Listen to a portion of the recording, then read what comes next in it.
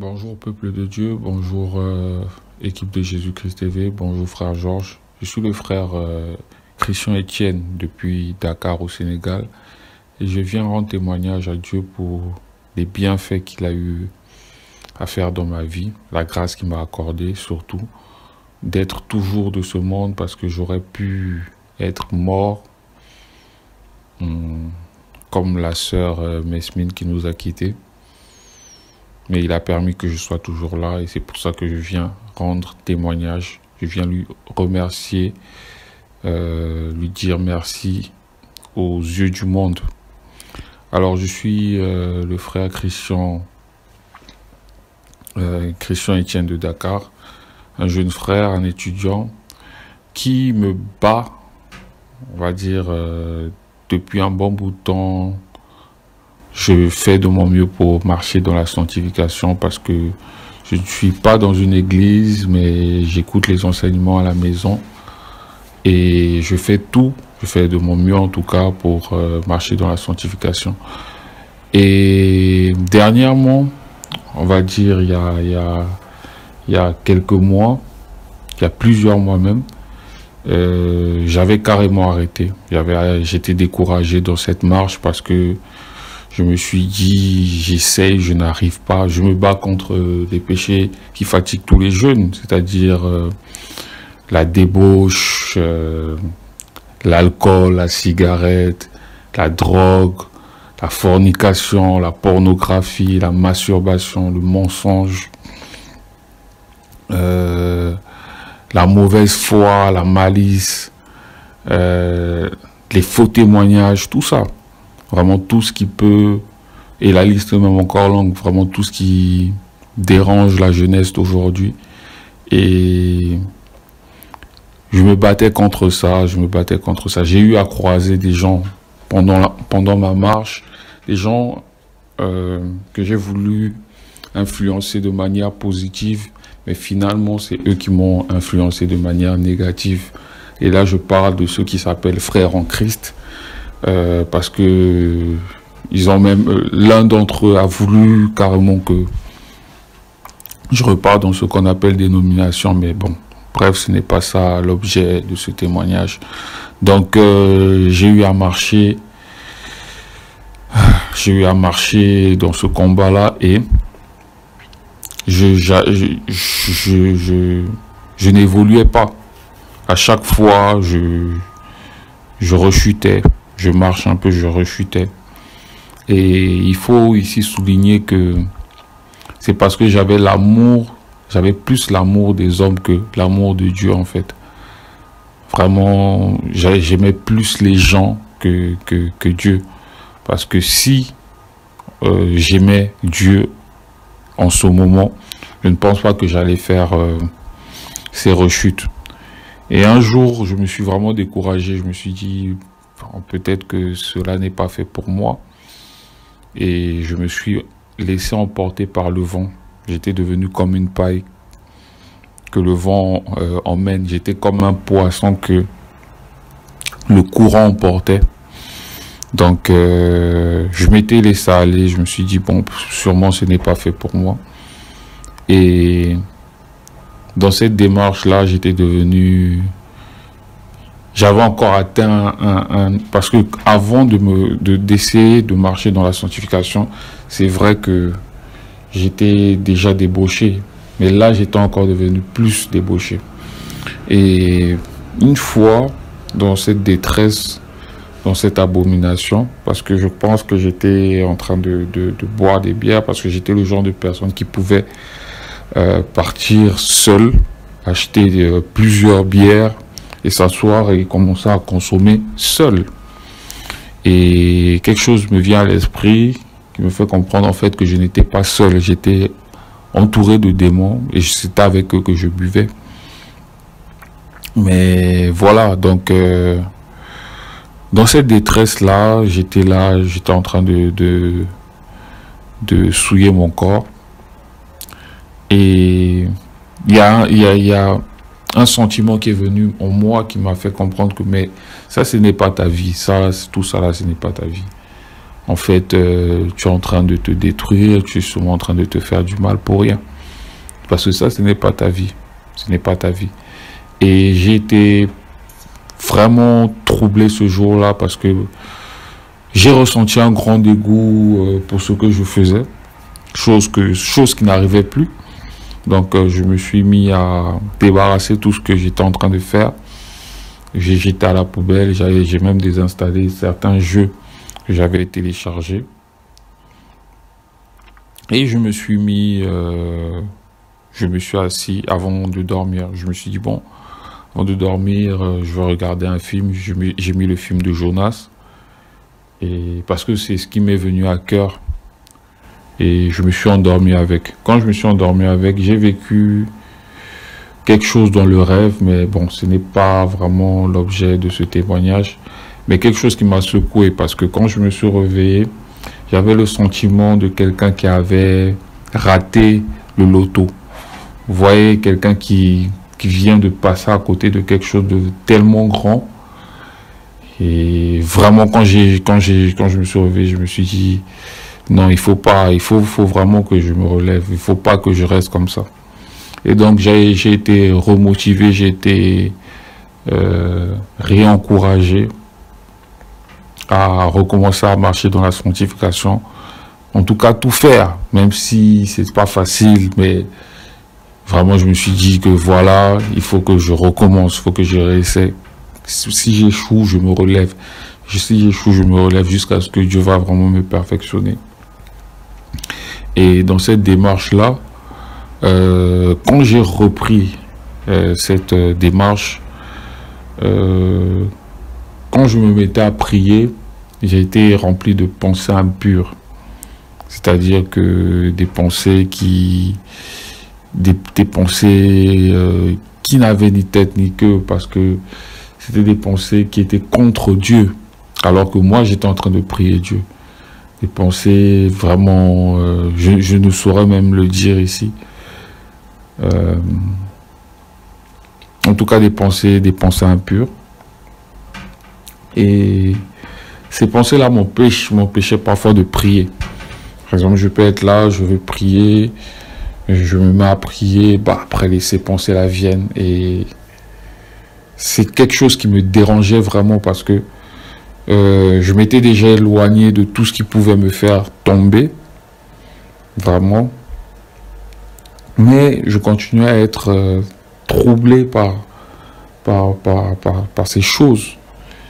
Et un jour, je suis tombé sur une vidéo de délivrance que le frère Mehdi a posté, le frère Mehdi du Canada.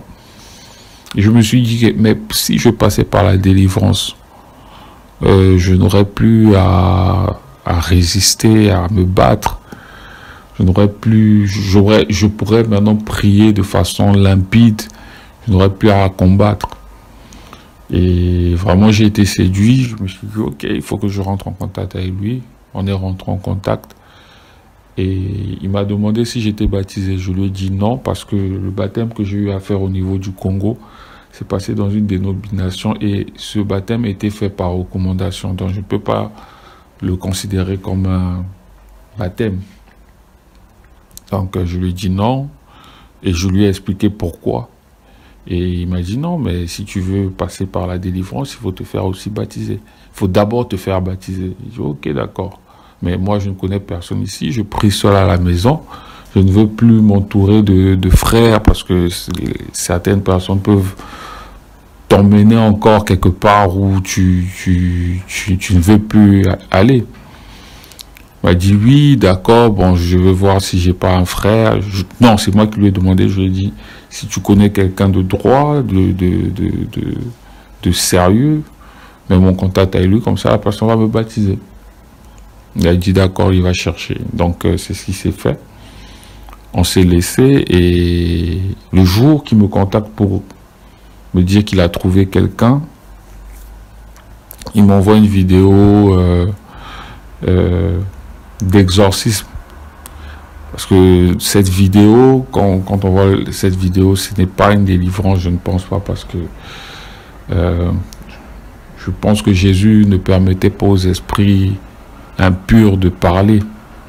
Ça a été plusieurs fois dit dans l'évangile. Donc, à part le cas où il y avait le cas de la Légion, celui qui a dit quel est ton nom, voilà, il a dit Légion, c'est seulement le seul cas.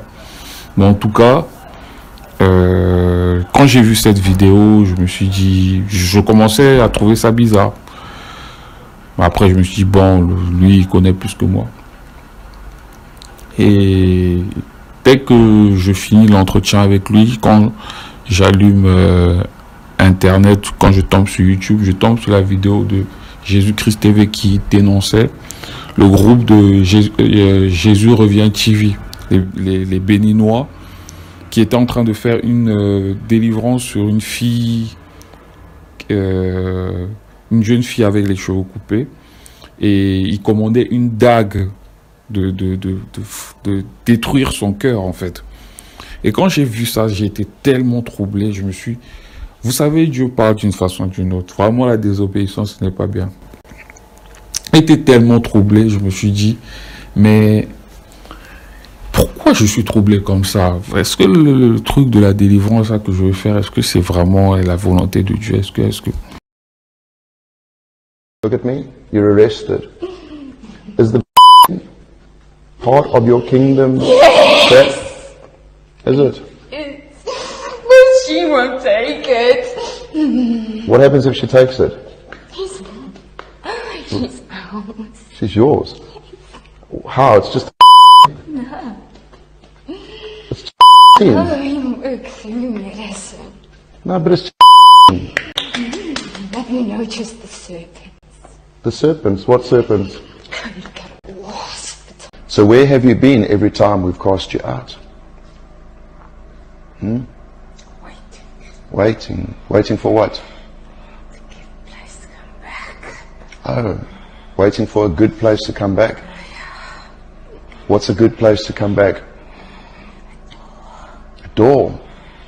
So you're waiting for a door to be opened. What doors do Christians open for demons to come in? Unforgiveness, hatred, and Fear. fear. Everybody's so fearful, don't they know?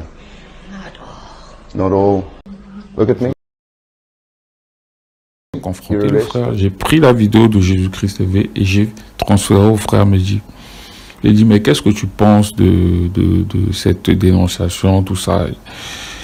Il m'a dit, moi aussi, quand je fais des délivrances, j'invoque la mort, j'invoque la ruine sur les esprits qui sont dans la personne. Et je ne vois pas le mal dans ce que ces frères-là sont en train de faire. Et plus tard, il m'a fait comprendre, il m'a dit de m'éloigner de la chaîne de Jésus-Christ TV. Éloigne-toi de cette chaîne parce que là-bas, il y a pas beaucoup d'amour, il y a plus de jugement, des choses comme ça. En tout cas, je témoigne juste par rapport à ce qui est. Et donc, c'est ce qui s'est passé. Quand il m'a dit ça, mais bon, sur le coup, c'est pas ce qui s'est passé. Et je me suis pas retiré. J'ai écouté d'une oreille et c'est sorti parce que je me suis dit, dans le corps du Christ, même à l'époque, il y avait des conflits. Par exemple, le conflit qui s'était passé entre l'apôtre Paul et l'apôtre Pierre. Donc je me suis dit, bon, peut-être que les deux ne s'entendent pas, mais voilà, ça reste le corps du Christ.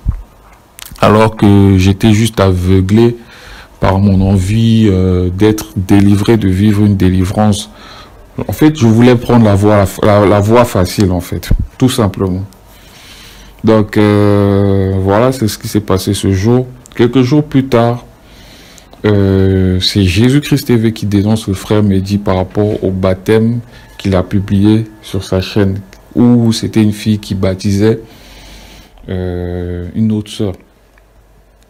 Quand j'ai vu ça encore, j'ai été troublé.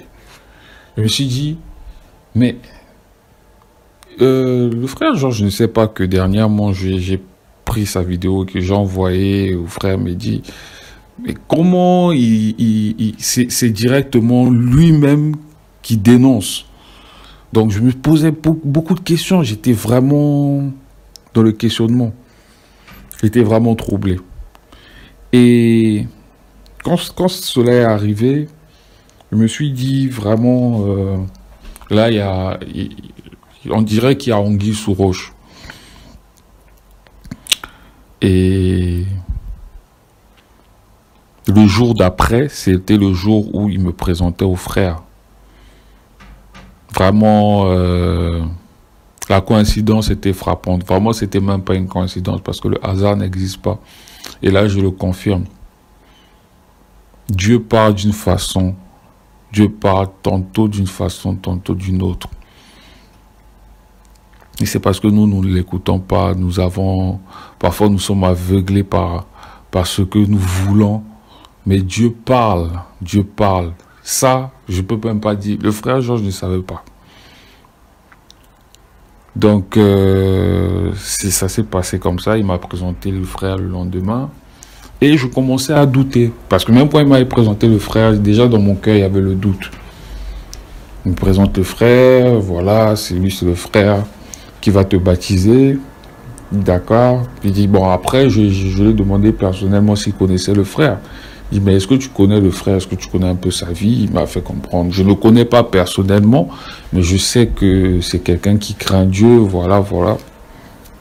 Et même ces réponses-là ne me rassuraient pas parce que je me dis, mais je ne veux pas aller me faire baptiser par quelqu'un que je ne connais pas. Donc, voilà.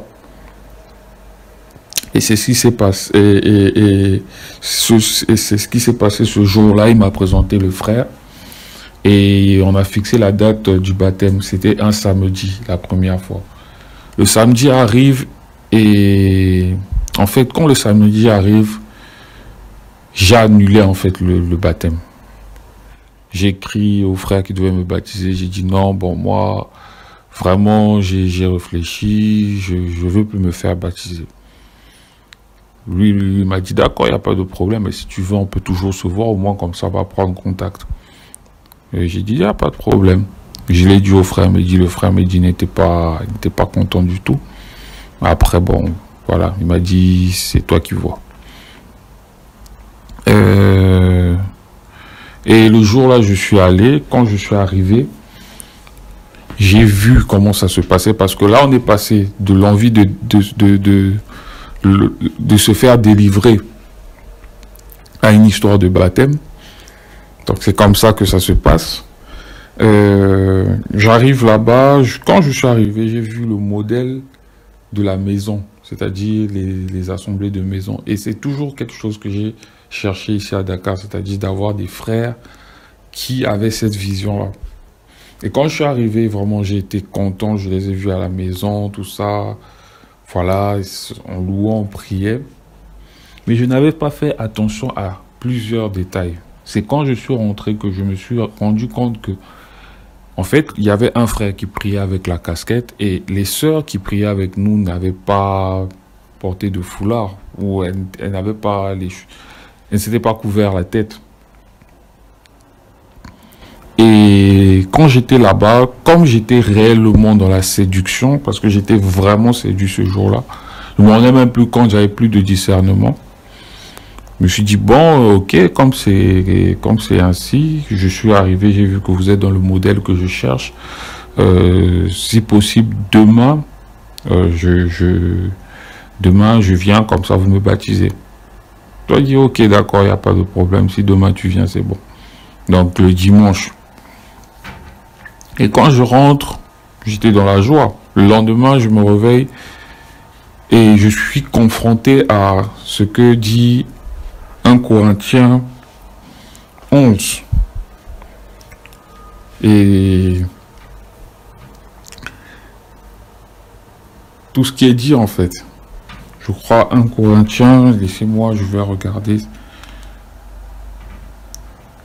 En tout cas, tout ce qui concerne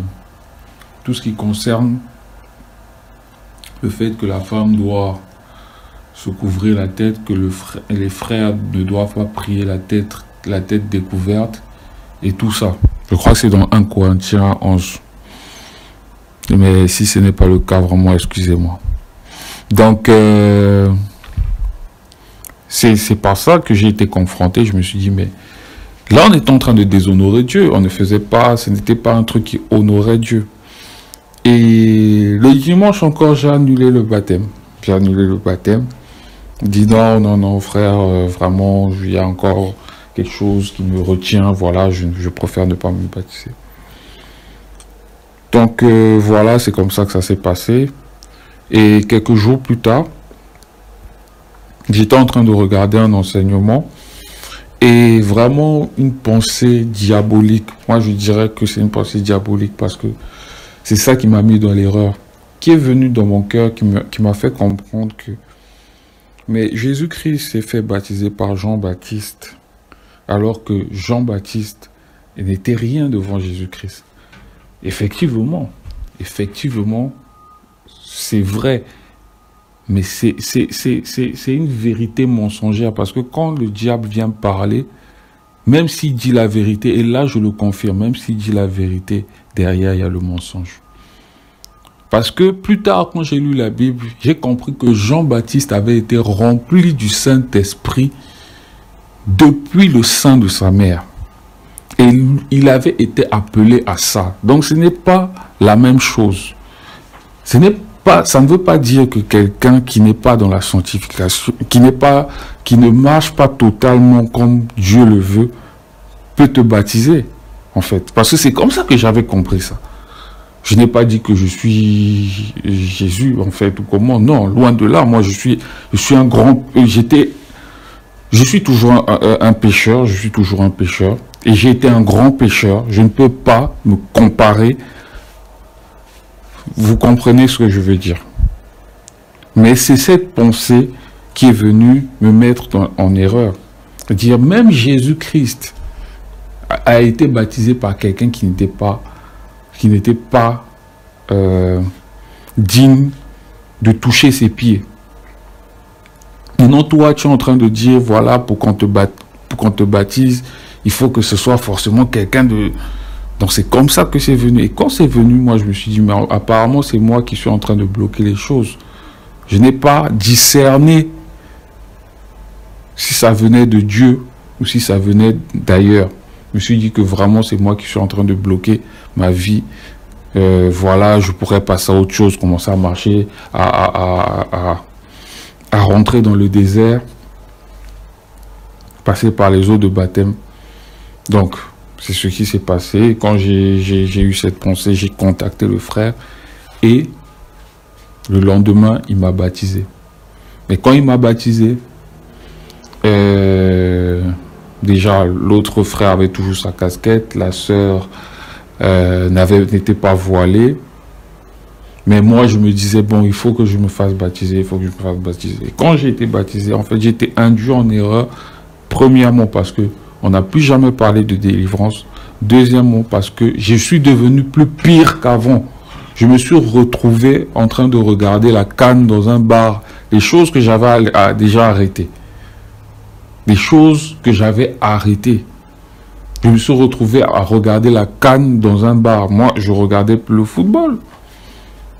Je n'avais quel amour encore pour le football. Mais c'est ce qui m'est arrivé plus tard. Parce que quand j'ai découvert que ses frères étaient encore reliés avec des dénominations, la dénomination par exemple du nom de Bethel ici à Dakar, c'est une dénomination qui est reliée à Casarema et tout le reste là. Je suis rentré dans une colère qui m'a dérouté.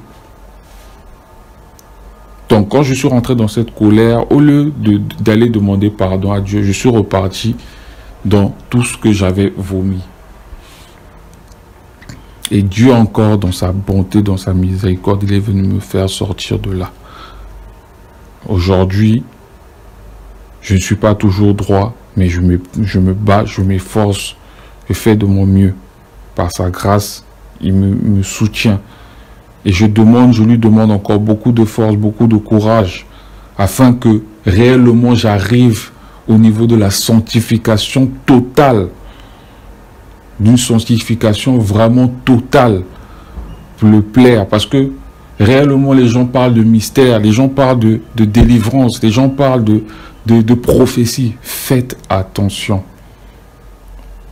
J'ai voulu passer par la voie de la délivrance, la voie large, alors que par la sanctification, Jésus-Christ nous délivre. Et il nous délivre pour de bon. J'ai voulu passer par la délivrance.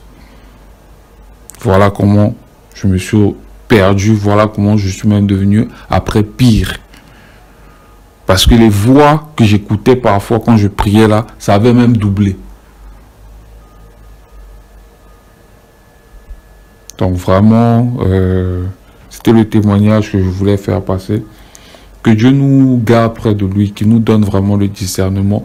Il faut qu'on apprenne à avoir un cœur obéissant, que nous sachions écouter la voix de Dieu et que nous sachions réellement quelle est sa volonté avant de faire quoi que ce soit.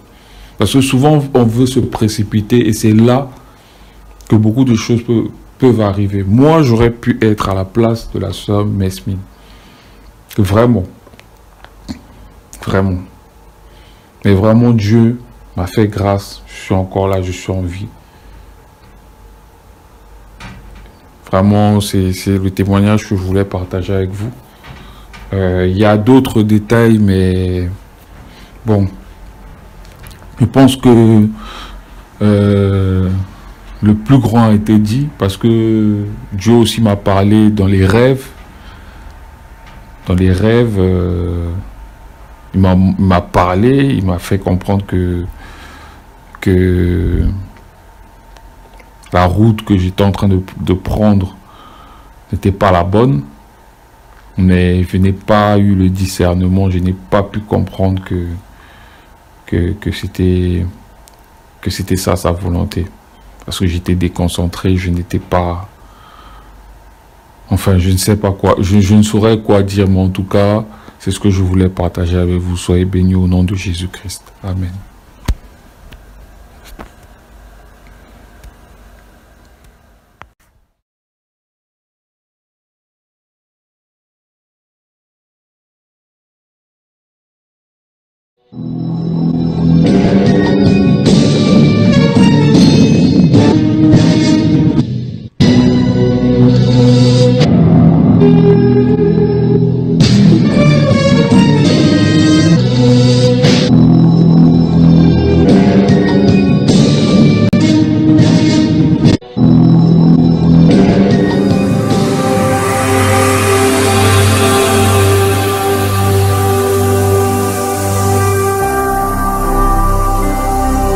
Jésus-Christ TV,